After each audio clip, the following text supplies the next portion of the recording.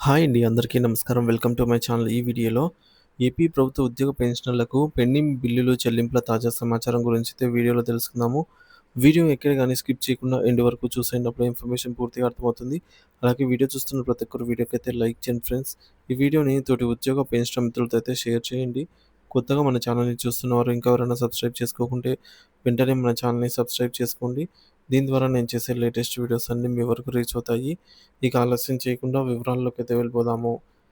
Friends ఇక విషయానికొచ్చినట్లయితే ఆంధ్రప్రదేశ్ రాష్ట్ర ప్రభుత్వ ఉద్యోగులు, ఉపాధ్యాయులు, పెన్షనర్లు తీవ్రమైన ఆర్థిక ఇబ్బందులతో సతమతమవుతున్నారు.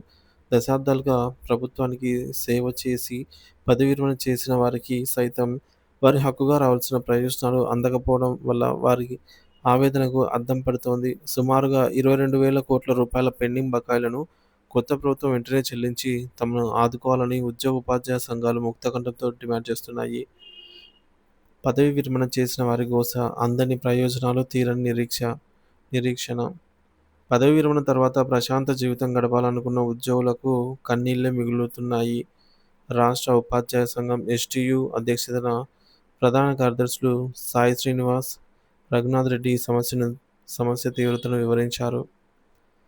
గ్రాట్యుటీ బకాయిలు గత 10 నెలలుగా రిటైర్ అయిన వారికి అత్యంత కీలకమైన గ్రాట్యుటీని ప్రభుత్వం చెల్లించడం లేదు. ఈఎల్స్, సరెండర్ లీవ్స్ బకాయిలు 3 ఏళ్లుగా సరెండర్ లీవ్‌కు సంబంధించిన చెల్లింపులు పూర్తిగా నిలిచిపోయాయి. కమ్యుటేషన్ మాత్రమే. ప్రస్తుతం ప్రభుత్వం రిటైర్ అయిన వారికి కేవలం కమ్యుటేషన్ మొత్తాన్ని మాత్రమే అందిస్తూ చేతులు దులుపుకుంటోందని, మిగిలిన ప్రయోజనాల ఊస ఎత్తడం లేదని వారు ఆరోపించారు. ఇకపోతే ఉద్యోగ సంఘాల ప్రధాన డిమాండ్లు. ఈ మేరకు రాష్ట్రంలో పేరుకుపోయిన సమస్యల పరిష్కారం కోసం ఉద్యోగ సంఘాలు ప్రభుత్వం ముందు స్పష్టమైన డిమాండ్లను ఉంచాయి. 22,000 కోట్ల బకాయిల చెల్లింపు, ఉద్యోగులకు, పెన్షనర్లకు చెల్లించాల్సిన అన్ని రకాల బకాయిలను DA, PRC, arrears, gratuity, EL వెంటనే విడుదల చేయాలి.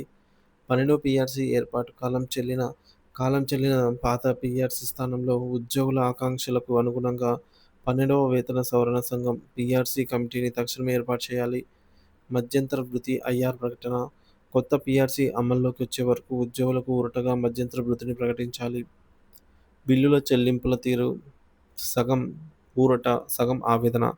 కొత్త ప్రభుత్వం వచ్చిన తర్వాత కొన్ని బిల్లుల చెల్లింపుల విషయంలో కొంత స్పష్టత వచ్చినప్పటికీ కీలకమైన బకాయిలు మాత్రం పెండింగ్‌లోనే ఉన్నాయి. చెల్లింపులు జరుగుతున్నట్లు బిల్లులు కొంత ఊరట. ప్రతి నెల మొదటి పని దినాన క్రెడిట్ అవుతున్నాయి పెన్షన్లు. జీతాలు మొదటి పని దినం సాయంత్రం లేదా మరుసటి రోజు ఉదయానికే పడుతున్నాయి. సప్లిమెంటరీ అరియర్ బిల్స్ నెలలో 10వ తేదీ నుంచి 15వ తేదీ, అలాగే 20-25 తేదీల మధ్య క్లియర్ అవుతున్నాయి. సిపిఎస్ వాటా ప్రభుత్వ వాటాతో సహా అదే నెలలో ఉద్యోగుల ప్రాన్ ఖాతాకు జమ అవుతోంది. జీపీఎఫ్, ఏపీజీఎల్ఐ లోన్లు ఫైనల్ పేమెంట్స్ నెలకోసారి క్లియర్ చేస్తూ ఉన్నారు.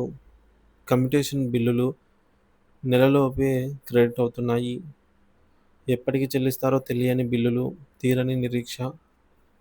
సరెండర్ లీవ్ బిల్లులు దాదాపు 3 సంవత్సరాలుగా పెండింగ్‌లో ఉన్నాయి. గ్రాట్యుటీ బిల్లులు 10 నెలలుగా పెండింగ్‌లో ఉన్నాయి. డీఏ అరియర్స్ జూలై 2018 నుంచి రావాల్సిన బకాయిలు ఇప్పటికీ చెల్లించలేదు. 11వ పీఆర్సీ అరియర్స్ 2022 జనవరి నుండి రావాల్సిన బకాయిలు ఎప్పుడిస్తారో తెలియని పరిస్థితి. ట్రాన్స్‌పోర్ట్ అలవెన్స్, టీఏ బిల్లులు ఏడాదికి పైగా పెండింగ్‌లో ఉన్నాయి. ఇకపోతే 4వది కార్మిక చట్టాలపై ప్రభుత్వ స్పష్టత. మరోవైపు రాష్ట్ర కార్మిక శాఖ మంత్రి వాసంశెట్టి సుభాష్ కార్మికుల పని గంటలపై స్పష్టత ఇచ్చారు. వారానికి 48 గంటలే రోజువారీ పని గంటలను 9-10కి పెంచినా వారానికి గరిష్ట పరిమితిని 48 గంటలుగానే కొనసాగుతోంది. ఓవర్‌టైం, ఓటీ పెంపు. త్రైమాసికానికి ఓవర్‌టైం పరిమితిని 75 గంటల నుండి 144 గంటలకు పెంచారు. దీనికి రెట్టింపు వేతనం వర్తిస్తుంది. తమ సమస్యలపై ప్రభుత్వం సానుకూల నిర్ణయం తీసుకుంటుందని, తమకు న్యాయం చేస్తుందని లక్షలాది మంది ఉద్యోగ పెన్షనర్లయితే ఆశగా ఎదురుచూస్తూ ఉన్నారు.